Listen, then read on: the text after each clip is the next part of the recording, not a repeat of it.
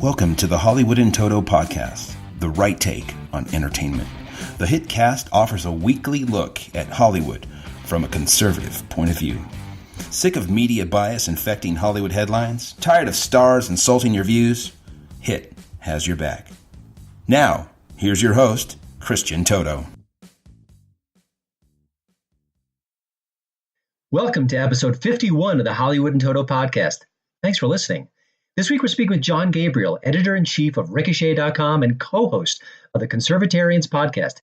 He's got a really great eye for pop culture nuance, and you don't want to miss his killer Oscar prediction. I'm betting he'll be proven right as rain. This week's show is sponsored by the new streaming service Not Again. The company automatically remakes classic films into glossier, less interesting versions before Hollywood gets a chance to do the same. But before my chat with Jon, I wanted to talk about Oscar season. It's pretty much my favorite time of the year for one specific reason. Well, as a member of different critics groups, I receive Oscar screeners, DVDs, of a lot of the movies that are out in theaters now, or even ones that are coming very soon. These are the films that the studios think are award-worthy. Could be Best Picture, Best Actor, Best Screenwriter, you never know, sometimes even Best Animated Film. Now, as a film critic, I don't have a heck of a lot of perks to my industry. I'm not paid a small fortune, that's for sure. But you know what? This counts as a pretty big perk, and I really like it. And along with the screener avalanche comes screener guilt. There's no way I can watch them all. I get, I'd say, at least 100, probably many more screeners each season. I'd have to leave my wife and kids and go kind of off to a remote cabin and lock myself away from civilization just to watch each and every one. I just can't do it. I do the best I can, but I can't catch up. But one of the more interesting things about the screeners I do get is the selection. Because a lot of films that I just expected would end up in my mailbox, they haven't arrived yet. The Glass House, thank you for your service. They're not here. I didn't get screeners of them, and I suspect I won't. Now, why is that? Why aren't these very, very good films being considered for Oscar nominations or at least award season love?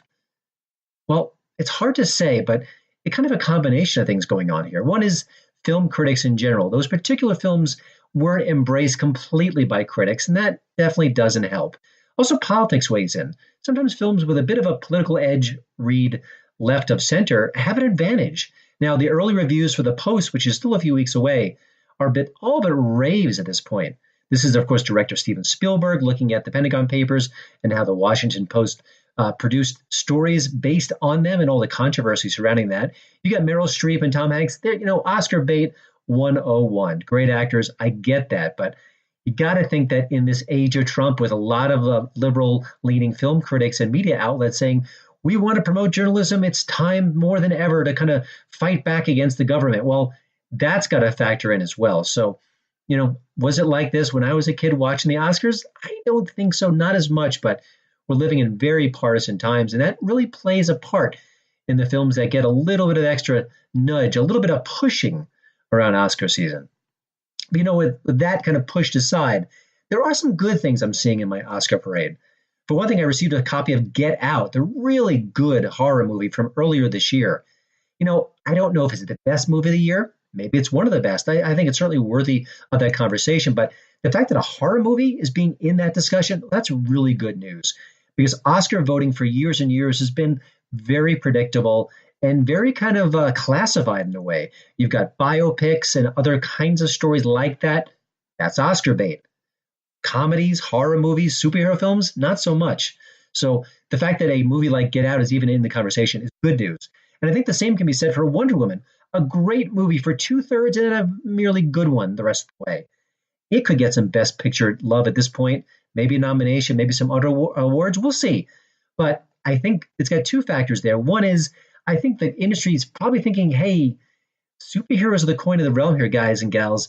Maybe it's time that we kind of give one some love, especially one of the better ones. Also, it's a female superhero movie. We don't get many of those. And in this weir of women coming forward and admitting all the sexual atrocities being committed upon them, often by Hollywood big players, well, I think that's going to maybe help on a subliminal level as well. So whether it's really worthy of Best Picture honors, I don't think so. But I think if Wonder Woman gets in the mix, I don't think that's a bad thing.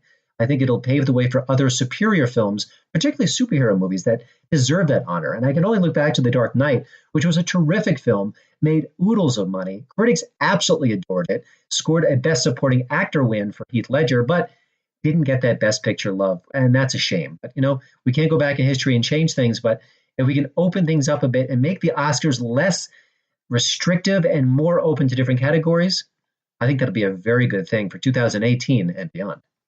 The one movie I had to say I was pretty surprised to end up in my mailbox was Girls Trip, the summer's sleeper hit.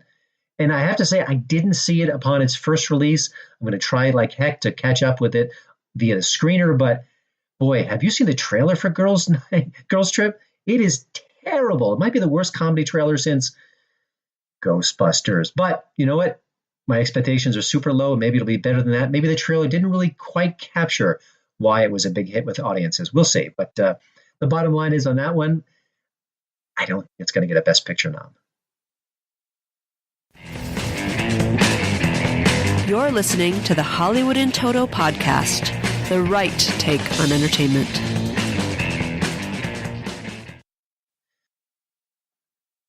My hit tip of the week is The Big Sick, and you may have heard a lot about it during its theatrical run. It made pretty good coin for an independent film. Of course, that means nothing near the Wonder Womans and all those kind of big hits like It, but good return on investment there for sure. And of course, this is based on a real story. Kumail Nanjiani stars as a Pakistani man who's trying to fall for a young woman who suddenly has a mysterious illness. She's very, very sick. And here's a young man who's just in the beginning stages of the courtship. Well, what does he do? He kind of feels something pretty special with her, but their love affair didn't really get a chance to blossom. So what's going to happen next? It's a really smart, thoughtful rom-com. And I know that sounds like a contradiction in terms, but yes, they can still make them. They just don't make a lot of them. And one of the things I thought was so interesting about the film is that you can feel the producer's touch on almost every scene. That producer was Judd Apatow, and it's clear he had an influence on this film. I think he let Nanjiani's voice really come out here, and I love that about the film.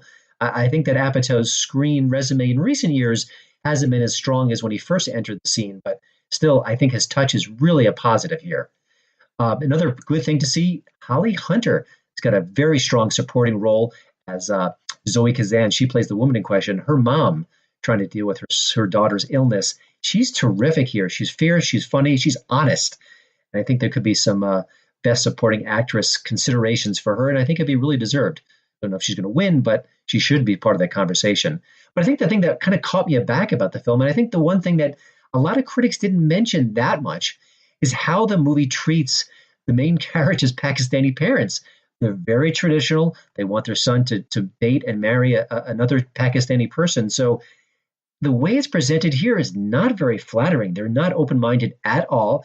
And while a lot of that is couched in humor, there's a lot of, I don't want to say racism, but sort of ignorance. I mean, that's maybe a bit of a softer word at play here.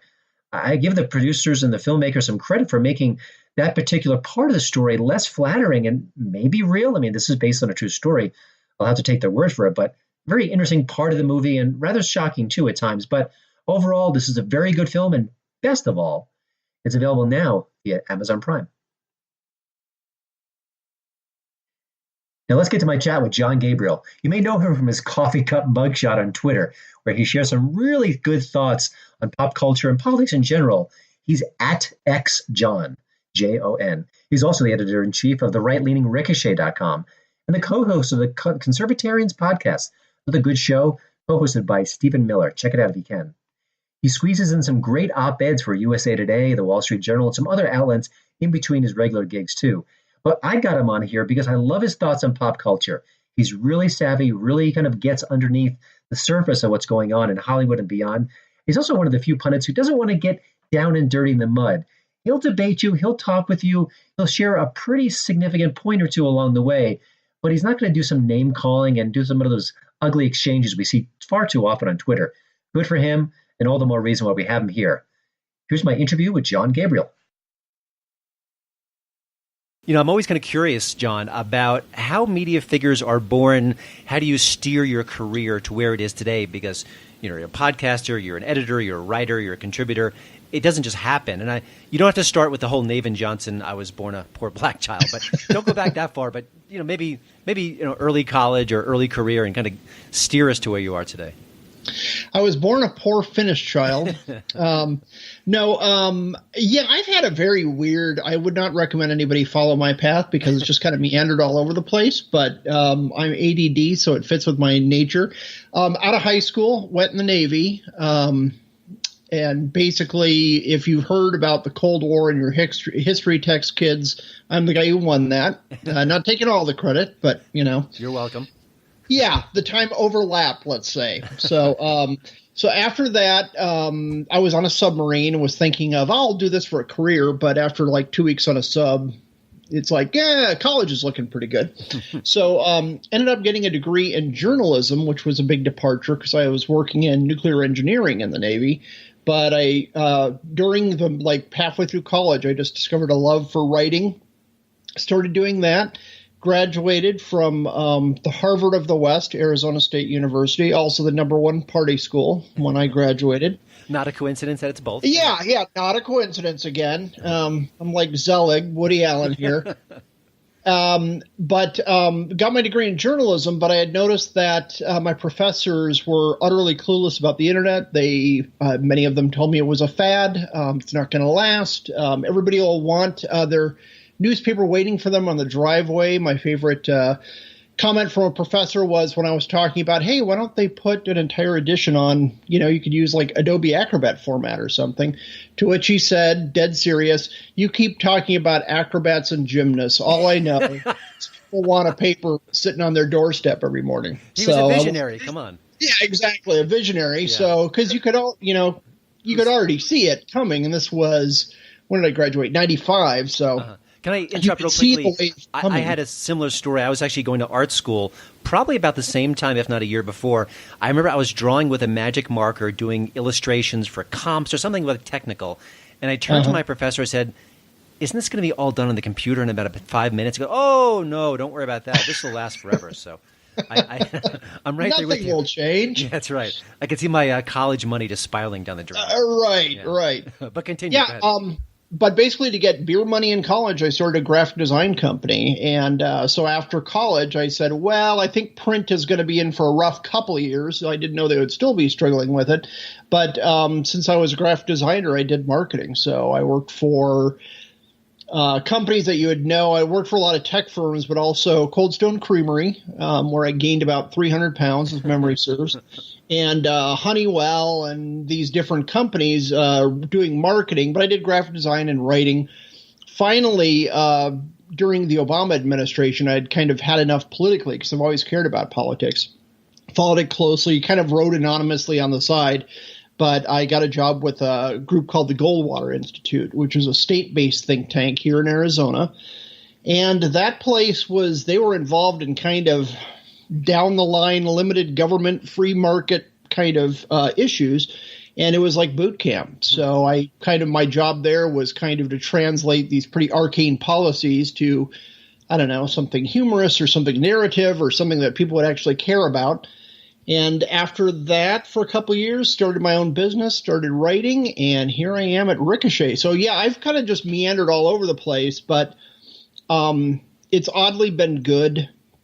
I wouldn't have chose this at the front end, but like I said, I'm kind of ADD jumping between subjects, and now I can, I've never lived in D.C. I've visited, and by the second day there, I just want to flee and get out to the big wide open West, and I haven't been, intentionally haven't been involved in campaigns and kind of that whole kind of world, so I kind of hope I can bring a little bit of an outside perspective to things. Yeah. When people talk about the Beltway and the bubble and all those things, I think it's a real thing, and you start becoming friends with everybody who's just a part of the machine. And so what I try to do is just bring an outside perspective, and also a perspective, too, that politics is not your entire life. That's one reason I appreciate your podcast and what you're writing is there's culture, there's all sorts of things going on. Politics is one part of it, but it doesn't consume your every waking hour, or at least it shouldn't. Yeah. Part of the Ricochet tagline strikes me as unicorn-esque. It talks about civil discourse. And I heard another podcast you mentioned that your family was kind of evenly split between Democrats and Republicans growing up. Did that really factor into where you are today in your voice? Because you're one of the people that I read and I trust, because I know you're not going to kind of go down the tribal road. I think when you say something, it means you've kind of factored in X, Y, and Z, not like, oh, this is my team, I'm going to bat. Right. And other than my time in the Navy, my family was, about half Democrat, half conservative. I always joked, my mom was like this JFK, RFK feminist Democrat, and my dad was Archie Bunker, and they always canceled out each other's votes every single election. My mom was more politically astute as far as like following the news and researching the candidates. And my dad would often, a couple days before the election, say, "Who are you voting for?" And she'd tell him, he goes, "Okay, I'll vote for the other guy." So, he's just like, "Yeah, you've done the work. I know I hate that person." So, so that informed it. And also, too, other than the Navy, I've been in pretty liberal kind of milieus, to use a fancy term. You're welcome. But just being around that all the time is you just learn their language. You learn to speak the way they speak. And a lot of times my arguments, and like now too, I editor-in-chief at Ricochet.com. I also every other week write for the Arizona Republic, and I'll be in USA Today and things like that. But in those situations, I'm dealing with a left of center audience, not far to the left, but, people who are picking up their daily newspaper are probably going to lean to the left. So I kind of like to use their language and their biases against them to sneak in a message they aren't expecting. Just like when they're demanding, especially the past few months of #resist, when they're demanding we need more government control and government needs to have our healthcare records and they need to be involved in the internet. I'm always saying, oh, so you want Trump to have more power? Okay, cool. That's great. Noted. Just kind of make them think. But I think I've just never been in a majority conservative political scene before. So I just kind of look at both sides pretty naturally. The other thing, too, is just when I've been, like in my family, a good example is we were all, pretty much all of us, very passionately political. And we'd have these knockdown, drag out arguments. And at the end of them, we were all laughing together because we'd gotten so out of control. And you just have to kind of realize, look, most of the people, and there's horrible people, the crazy 10% on the left, on the right as well. But most people we don't want people to be poor. We want to fix that. Okay, how's the best way to get there? And obviously, as we saw during the Obama years, there's a lot of, they always talk about these globalist elites, but you have people wanting to take choice away from people, wanting to aggrandize government power. But most of the people who are voting are like, no, I just want things to work right and I want to fix them. So if you don't go in with I despise the opposition and I hate them, and just say, hey, maybe we can peel a few off and get them to vote the correct way for a change. Yeah. Well, I want to start next with my obligatory Harvey Weinstein question. And it's amazing that we're still talking about it. He's a great guy. He's glad you brought him up. Good people, as they say. Yeah. How much is changing in Hollywood? I mean, obviously the more people coming out, more people will come out in the next few days, few weeks, maybe even few months with allegations. People will quit. People will lose their jobs. But what's the impact on the product that we see, or is there? I mean, how does it flow from that? I think it will trickle down, but probably in bizarre ways that we can't totally predict. I think one thing, because Hollywood tends to have this bean counter mentality. I think you're going to have more, we need to hire a female director for this movie instead of saying, oh, this movie should have this one guy and this one should have this one woman, and just like pointing it to the best person. Mm-hmm. I think you're going to see a lot of these showy Ghostbusters remake-esque kind of things where, oh, look, this is an all-women cast. And it's like, no, just make a good movie. I don't care if it's all women, all men, or all Martians. Make a good movie. Make it compelling for us, the viewer. But I think you're going to have – the industry is going to be racked with this kind of bean counting, and let's make sure we have enough females. And enough males and enough of this minority and that minority, if instead they would concentrate on how about making a product people actually want to see, because, you know, a lot of times when you have movies that have a slightly not even a conservative message, but a non-far left message, they do great because people want to escape. They want to get away from it. Unfortunately, I think there will be a lot more language policing, and the hiring of the industry, I think, is going to be a nightmare. I'm glad I'm not a part of that industry, because the codes of conduct that they're going to apply on themselves and then summarily ignore are going to be extreme. That's right. Let's talk a little bit about the year in movies. The box office results are pretty far down. George Clooney's career is even farther down. Hollywood hates Trump and the people who voted for him.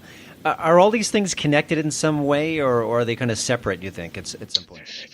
It's kind of, a chicken or the egg, question. Clooney's an odd duck because he's always the leading man and doesn't get huge box office. He doesn't really carry films, so it's just strange. He seems, on paper, he looks like a movie star, just like you'll have a baseball player who, you run the stats and he should be great and you get him on the field and he doesn't perform. I think they're related in a way. It's not like all Trump fans are not going to movies, but I think the American people in general, and you saw this with all the support for Bernie as well, they're just tired of being lectured to. They're tired of their betters, quote unquote, on the coasts, be it in politics and entertainment, in the world of high finance, the corporate green initiatives and things. I think people are just tired of being lectured to. And so much of the movie-going experience is tied into this hectoring Obama era. We're going to, basically movies are like eat your vegetables. Here, you really should watch this because it's important and you'll be a good person if you see it. Well, nobody's going to see that movie. It's just a drag. I'll just watch Netflix, watch some funny YouTube video or something like that. So I think they, they are related. And just like with the NFL, I think people are tired of being preached to. And if they just focus on doing well what they do well, because there's insanely talented people all over the place in Hollywood and in the NFL and in all these different, in the tech world. And if they would just stop worrying so much about government and, in fact, try to cut government out of their life, would be better for everybody. I'm talking with Ricochet's Jon Gabriel, co-host of the Conservatarians podcast and a contributor to USA Today, The Wall Street Journal, and other elite sites. Jon, there's been a constant refrain on the right about pop culture. We can't disengage. We've got to make our own content and be aware of what's going on in pop culture. Well, how are people on the right doing? Any sort of a report card we can give on those measurements? I would say bad overall. I think it's a situation where a lot of people are on the sidelines saying, hey, we have to take on the culture. And then a year later, they write the same column. So, that's right. I think there's a lot of that. It's just like, okay, well, get involved or don't. I don't think, again, it's kind of like the eat your vegetables thing.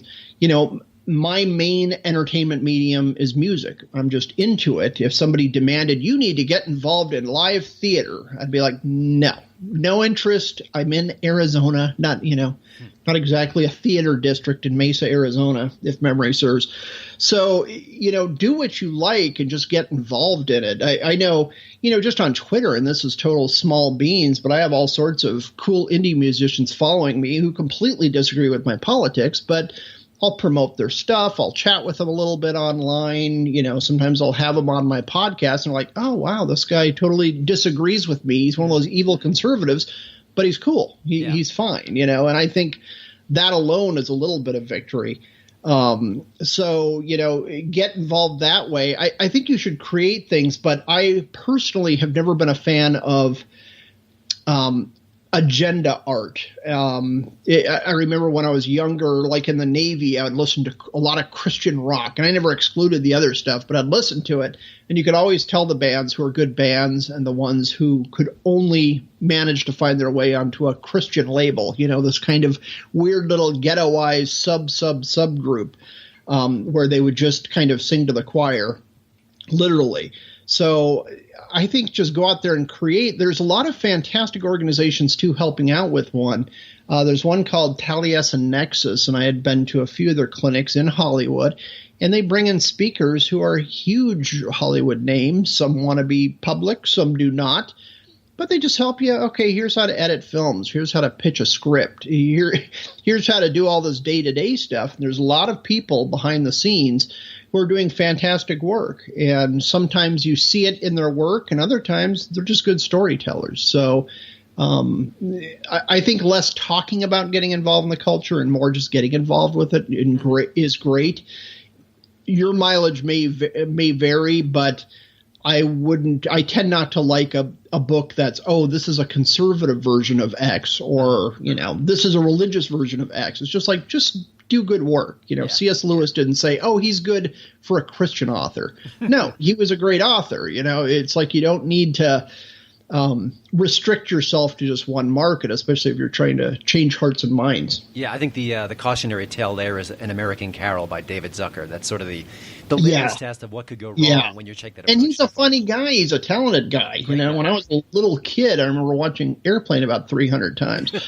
But when you just try to force the issue and it's like putting the cart before the horse. You're just trying to force that issue, and nobody wants. We hate being forced agenda stuff about climate change or something. Why would anybody else want to hear about von Mises?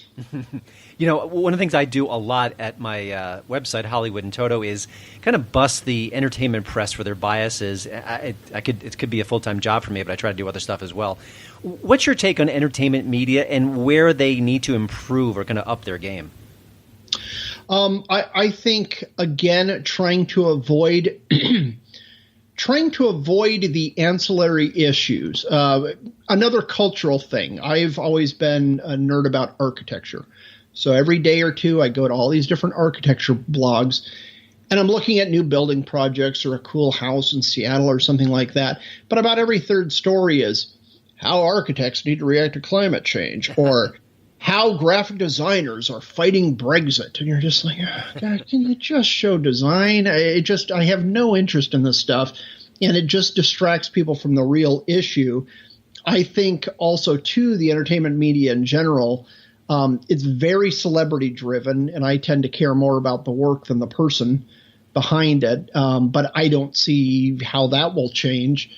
And then, too, a lot of it is just kind of a horse race thing. A lot of people – I've been wanting to write an article on it, but it's kind of hard to put into words, but I'll try here. A lot of our entertainment today I call meta-entertainment, meaning I don't watch a football game. I create my own pretend football team in fantasy football, and I follow that instead. And you have that with people – 20 years ago, you didn't hear people talking about, ooh, the box office of this ticked up a notch. And look at what happened here, and they fired that director. And nobody talked like that. Now it's just kind of like everybody's entertained by the inside baseball about the making of a movie rather than just watching a movie and enjoying it. So I think the vast majority of people who don't obsess about, say, entertainment mostly just want to hear about the movies and new stuff coming out, and giving new people a chance as well, because it's, another photo spread in Vanity Fair about Johnny Depp. Not getting the point. Here's my favorite new one is rumor. The running time for Justice League is just 2 hours. That's like, really? That's exciting. I don't know. I can go to sleep tonight. I remember years ago, The Onion, and this was many years ago now, The Onion had an article, and it was Tom Cruise walks through room. And it was about 600 words on how Tom Cruise entered from a certain hallway, walked through the room, and went out the other side. And all these people describing his gait and what he was wearing and why he didn't talk to anybody and what that meant that he didn't talk to anybody and how it related to his different characters. And I'm like, that's what a lot of it is like. It's just this guy walked by. Let's do a story on it. That's modern day clickbait. You kidding me? Yeah. Looking ahead to 2018, are there any sort of pop culture trends that you're intrigued by, excited by, or even just plain out dreading? I think it'll be very interesting to watch the entertainment world come to grips with the fact that Donald Trump is president. You've had so much just rage about it, and also all these films coming out. You can just tell, and TV shows, plot lines and things, you can just tell, this was written when Obama was president, and liberals were hopeful, and this is the way history is progressing, and we will meet it head on. And audiences just are not responding to it. So it'll be interesting to see them react with these dystopian type of responses, but also too just kind of accepting, hey, the country isn't in full agreement, and the past 8 years weren't just, roses and flowers, excuse me, all the time. There was half the country disagreed with the guy, and a lot of our culture seemed to think that everyone was on the same page. There was only one approved thought. So just understanding the diverse country is going to be interesting, and I would love to see more movies like Hell or High Water, stories told about, stuff going on in the South and the Midwest. Not everything happens in a high rise in Manhattan. Mm-hmm. And just storytelling. And again, I'm not asking for political movies per se, but just well done movies showing, hey, there's a very wide, diverse world out there within our own country. And we don't need to follow the approved messages. You're going to get an economic boost if you just don't tell the same stories that are written to impress your buddies in Hollywood. So I'm hoping that you'll see more of a diversity in the arts, in literature, in music, and not just kind of this rehashed either the anti-Bush era protests or just the culturally approved PC kind of marketing. Gotcha. One last question. This is one that I'm really wrestling with as far as my crystal ball. The 2018 Oscars ceremony, is it as political, as partisan as you think or fear it will be, or will it be calmed down because of all that's going on behind the scenes? I think I used to think that it would be, let's pull way back from politics because who are we to throw stones? I think by the time the award season rolls around, they're going to double up on their politics to show how righteous they are. So it's one of those things like, it's one of those things like, I don't know, a guy who drinks too much but wants to prove to everybody, no, I can handle this. I'm going to drink 5 beers in a row. It's kind of, you don't pay attention to this thing over here. Look how pure and holy I am. And I just think right now they're shell shocked. I think by the time award season hits, you're going to have, I think there will be calls for Kimmel to be replaced with any female host. Ooh, I think that's one thing that's going to happen. I think that's a guarantee that will be a storyline heading to the Oscars. Why on earth is Jimmy Kimmel hosting and then complaining about all the Weinstein-related pals he had, like Affleck and, of course, Matt Damon and The Man Show. That may come up again. Exactly. As well. The Man Show. How on earth? This is so tone deaf. How can they have Jimmy Kimmel do it?